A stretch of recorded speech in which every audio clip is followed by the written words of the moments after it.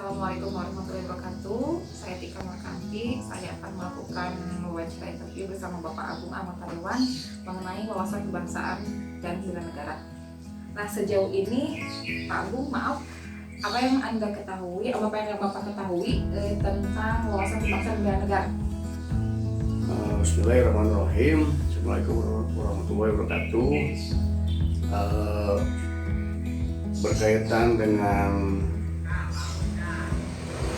bela negara, bahwa yang mungkin pada saat ini tentu berbeda dengan pengertian bahwa jika dulu pada saat zaman penjajahan itu bela negara itu bagaimana kita mempertahankan wilayah teritorial, kemudian berperang untuk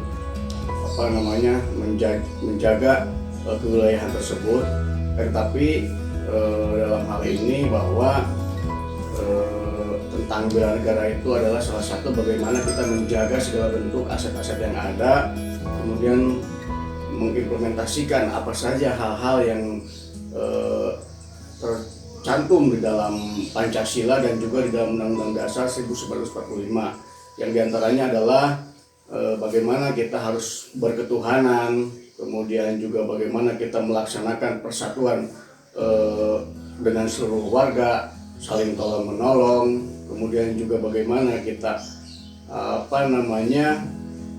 segala bentuk pembangunan yang dilakukan oleh pemerintah, yang mana bahwa hal itu adalah menggunakan anggaran negara, yang mana bahwa masyarakat pun, seluruh elemen pun harus mensukseskan segala bentuk pembangunan tersebut.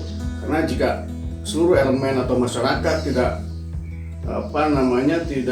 turut mengontrol, mengawasi, maka ya akan terjadi berbagai hal yang tidak diharapkan, seperti adanya korupsi dan lain sebagainya. Itu adalah salah satu bentuk bagaimana kita sebagai warga negara untuk sama-sama menjaga yang namanya tentang bela negara. Karena tentunya tadi yang saya sampaikan itu hal itu sangat berbeda pada saat zaman dulu. Kalau sekarang kita hanya tinggal bagaimana menjaga segala bentuk apapun yang dilakukan oleh pemerintah, apa yang diimplementasikan oleh pemerintah dalam rangka pembangunan negara Republik Indonesia ini. Nah, sejauh ini kan tadi Bapak singgung masalah tentang korupsi ya. Nah, apabila Bapak mendengar misalkan ada di sekitaran tempat kerja yang melakukan tindak pidana korupsi, mungkin apa yang bisa Bapak lakukan seperti itu? Ya, kalau misalkan sebuah tindakan itu jika memang di wilayah lingkungan dimanapun itu berada dan terindikasi ada hal-hal atau sikap-sikap seperti itu, ya lebih kepada bahwa penindakan itu kepada penindak mencegah, kemudian lebih kepada aparat penegak hukum untuk yang melakukannya. Tetapi kalau kita yang ada di sekelilingnya adalah bagaimana untuk saling mengingatkan agar tidak terjadi hal seperti itu. Ketika ada celah-celah seperti itu, ya kita harus sama-sama mengingatkan terhadap orang-orang tersebut dan segera menyampaikan atau melaporkan kepada pihak-pihak yang berwajib tentunya. Sejauh ini adakah contoh sikap bela negara yang sudah dilakukan gitu oleh Bapak sendiri? Ya, seperti halnya sekarang di wilayah lingkungan kita juga adalah salah satu bentuk ada masyarakat yang tergabung di dalam sebuah wadah ataupun organisasi apapun yang sering saya lihat bahwa ketika yang tadi saya sampaikan, ketika kita melakukan sebuah bentuk gotong royong, menjalin sebuah persatuan antar umat ataupun antar elemen masyarakat di sekelilingnya, kemudian tadi saling memperhatikan, melakukan pengawasan terhadap aparatur pemerintah negara, yang itu juga adalah terkandung di dalam sebuah undang-undang dalam melaksanakan pengawasan, itu juga adalah salah satu bentuk contoh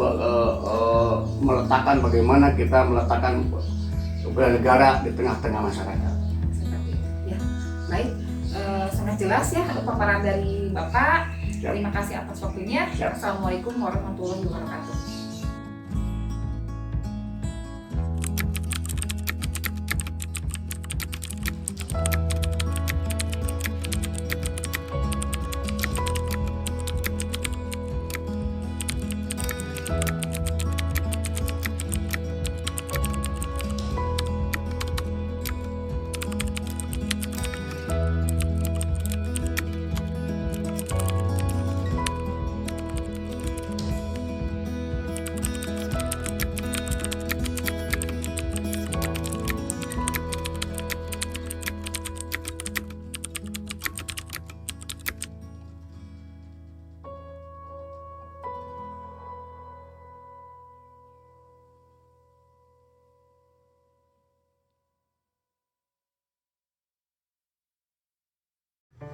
Ya Ibu, saya Atin Sri Anissa, peserta Diklatsa dari Pemerintahan Kabupaten Sumedang. Di sini saya akan melaksanakan wawancara kepada Ibu mengenai wawasan kebangsaan dan bela negara. Di tengah isu kontemporer yang terjadi saat ini, misalnya yaitu era pandemi COVID-19 ini ya Bu ya. Selama pembelajaran yang Ibu laksanakan di sekolah, apa rencana Ibu yang telah Ibu rencanakan untuk melaksanakan pembelajaran di masa pandemi sebagai aksi bela negara kita kepada, khususnya kepada Indonesia? Terima kasih sebelumnya ya kepada saudari Atin. Begini, dalam rangka bela negara kita sebagai apa ya namanya anggota sekolah di sini merencanakan juga untuk melakukan interaksi pembelajaran melalui media daring yaitu WA misalnya ya. Kemudian yang kedua melakukan pembelajaran dengan modul. Kemudian yang ketiga adalah pembelajaran melalui home visit atau kita pilih per kelompok, misalnya satu kelompok dipilih ini salah satu murid, nah kita melakukan home visit di situ.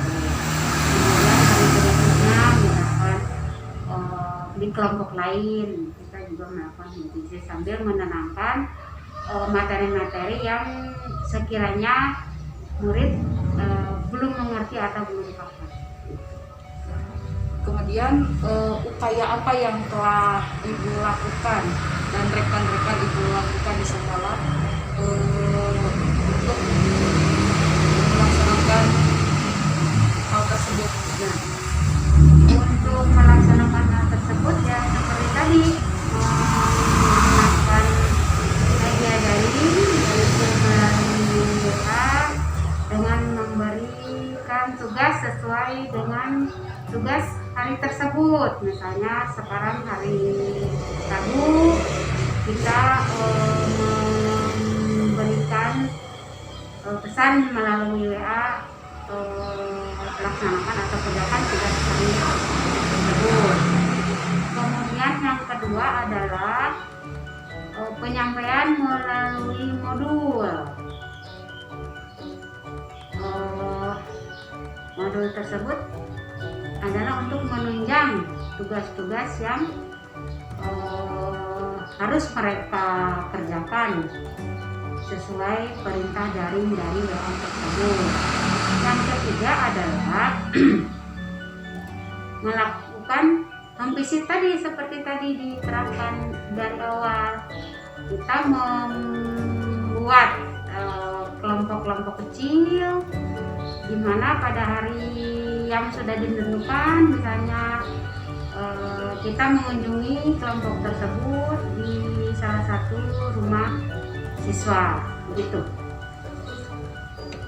Ya, baik, terima kasih Ibu atas ketersediaannya dalam diwawancara oleh saya.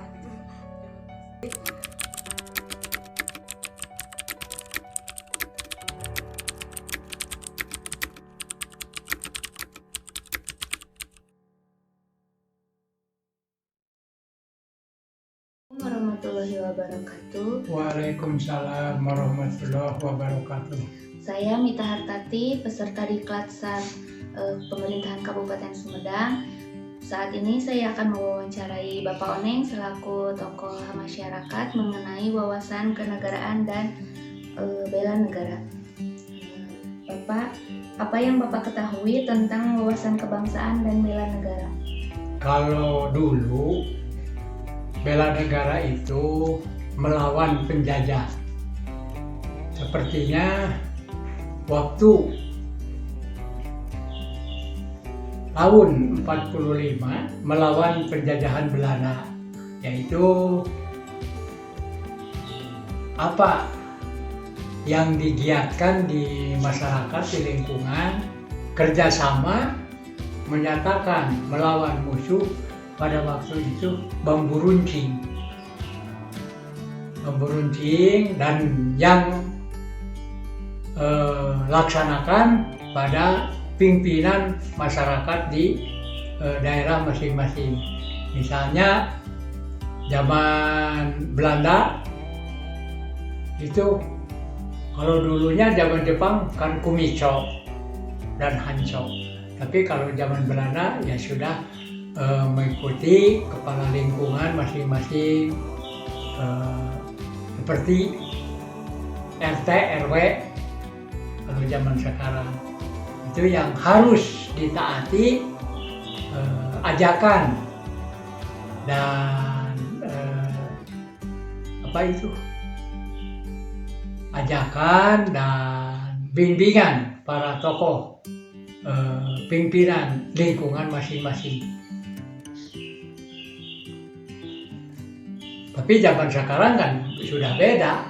Kalau sekarang beda, zaman jajahan. Jadi sekarang mah harus membangun bersama, seperti bersama membangun jalan, pembangunan lingkungan di daerahnya masing-masing. Umpamanya kan sekarang sudah jauh beda dari zaman jajahan. Alhamdulillah kalau zaman sekarang perbedaannya alhamdulillah sudah jauh. Malahan sampai sekarang makan RT juga, RW sudah. Alhamdulillah pemerintah sudah meluncurkan yang dikatakan intensif. Jadi sampai RW, sampai RT ya alhamdulillah. Bapak sendiri kemarin selama menjabat selaku ketua RT 1 di Kampung Calincing, alhamdulillah sudah menerima intensif tiap bulan atau tiap tahun. Alhamdulillah sampai sekarang.